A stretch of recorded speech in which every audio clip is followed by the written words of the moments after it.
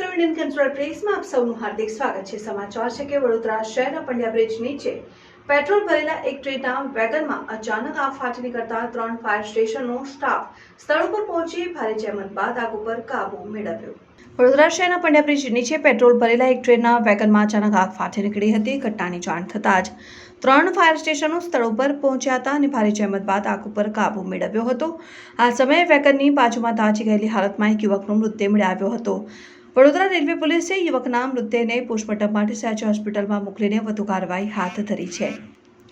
Police તપાસમાં બહાર આવ્યું છે કે યુવક શર્ટ ઉતારીને ટ્રેનના વેગનમાં ચડી ગયો હતો અને જીવંત વીજ વાયરને પકડી લેતા તે ભડતું થઈ ગયો હતો અને ટ્રેનના વેગનમાં આગ ફાટી નીકળી હતી।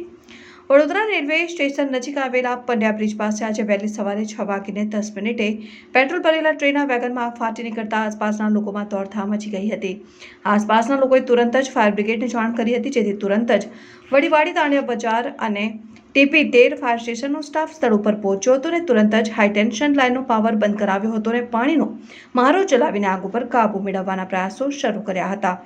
ભારે જહેમત બાદ ફાયર બ્રિગેડે આગ ઉપર કાબુ મેળવ્યો હતો।